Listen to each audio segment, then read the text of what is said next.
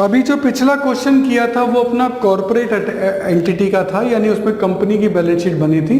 अब हम जो क्वेश्चन कर रहे हैं वो नॉन कॉर्पोरेट एंटिटी का है। तो वो क्वेश्चन कैसे होता है, देखिए ये नॉन कॉर्पोरेट का है, यानी एक इंडिविजुअल बिजनेस है और इसमें ट्रेडिंग P&L और बैलेंस शीट पूछी है, तो ज़्यादा बड़ी नहीं बनेगी।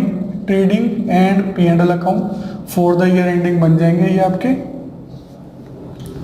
ज़्यादा बड़े नहीं बनते हैं, मैं आपको बता रहा हूँ, ज़्यादा आइटम इसमें नहीं आएंगे, बस इतना ही बड़ा ट्रेडिंग और P&L दोनों आ जाएंगे इसमें आपके। आप ये देख लो दोनों आ जाएंगे, ये ट्रेडिंग हो गया और ये P&L हो गया और ये आपकी हो गई balance sheet. Balance sheet as at जो भी डेट होगी गिवन होगी उसके ऊपर बैलेंस शीट बन जाएगी, है ना। और ये बैलेंस शीट की एसेट साइड है और ये लाइव, क्योंकि ये नॉन कॉर्पोरेट है इसलिए आपको नॉर्मल ट्रेडिशनल फॉर्म में ही बनानी है, इसमें ज़्यादा कुछ नहीं है। क्वेश्चन में आपको कहता है जीपी रेशो। अच्छा, इसमें होता क्या क्या मैं आपको बताऊं। यहाँ आपका आएगा सेल्स, जो रेवेन्यू फ्रॉम ऑपरेशन होता है।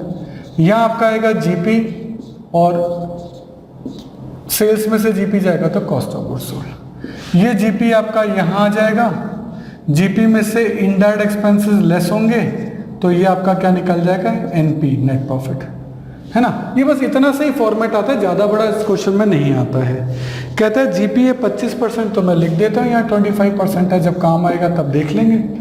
एनपी कहता है 20%, तो मैं लिख देता हूँ, जब काम आएगा तब देख लेंगे। सेल्स अपॉन इन्वेंट्री 8:1 है, बाकी रेशो दे रखे हैं। फिक्स एसेट्स 15 लाख दे रखी है, तो एसेट्स में फिक्स एसेट्स में 15 लाख लिख देता हूँ। फिर करंट एसेट्स भी आएगी और करंट एसेट्स में यहाँ दे रखा है क्लोजिंग स्टॉक है 2 लाख।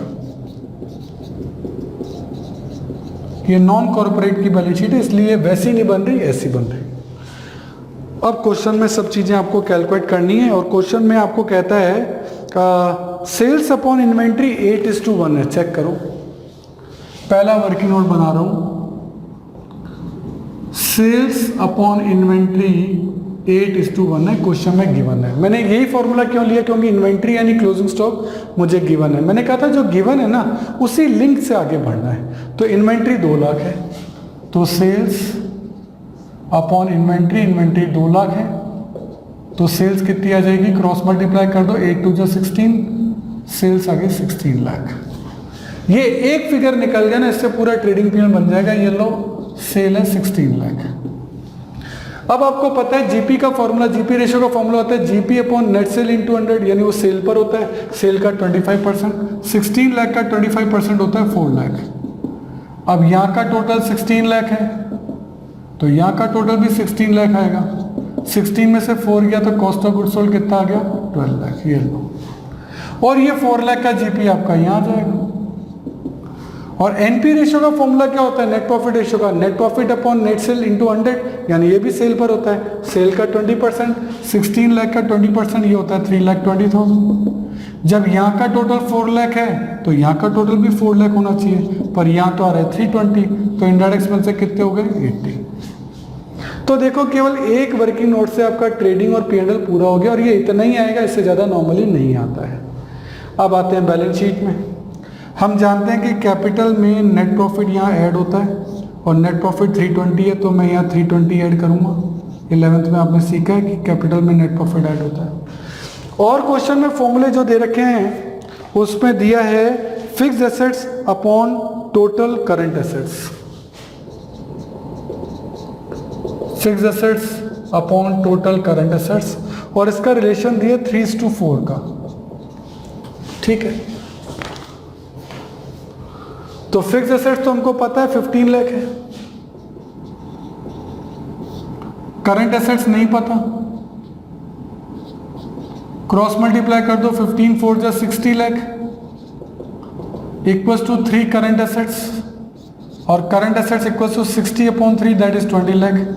तो हमें ये पता लग गया करंट एसेट्स 20 लाख है, करंट एसेट्स का टोटल 20 लाख है। देखें और कोई करंट एसेट निकल गई तो ठीक है, नहीं तो अदर करंट एसेट्स कह लो, ये इसको कई लोग लिक्विड एसेट्स भी कह लेते हैं, वो आपकी आ जाएंगी 18 लाख बैलेंसिंग फिगर में, है ना।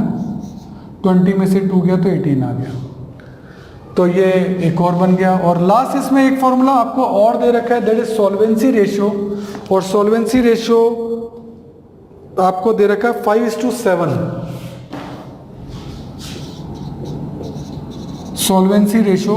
फॉर्मूला होता है outside liability upon total assets, और ये दे रखा है 5:7।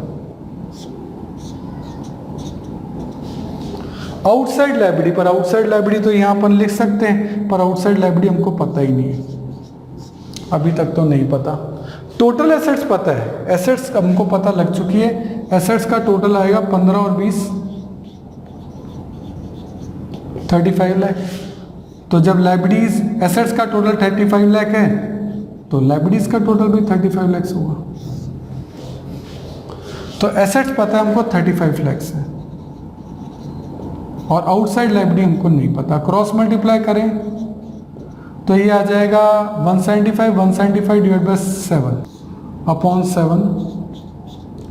आउटसाइड लायबिलिटी आपका आ गया 25 लैक्स।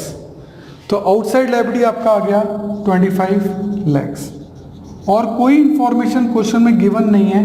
तो 35 लाख जब टोटल लायबिलिटी, उसमें से 25 लाख तो आउटसाइड लायबिलिटी है, तो इनसाइड लायबिलिटी कितनी होगी 10 लाख। तभी तो टोटल बराबर बैठेगा, तभी तो टोटल बराबर बैठेगा। अब 10 लाख में से 320 तो नेट प्रॉफिट ही है, तो कैपिटल कितनी है 680। बैलेंसिंग वेयर में 10 lakh minus 320 680, 680 plus 320 that is 10 lakh, 10 lakh plus 25 lakh that is 35 lakh. हो गया।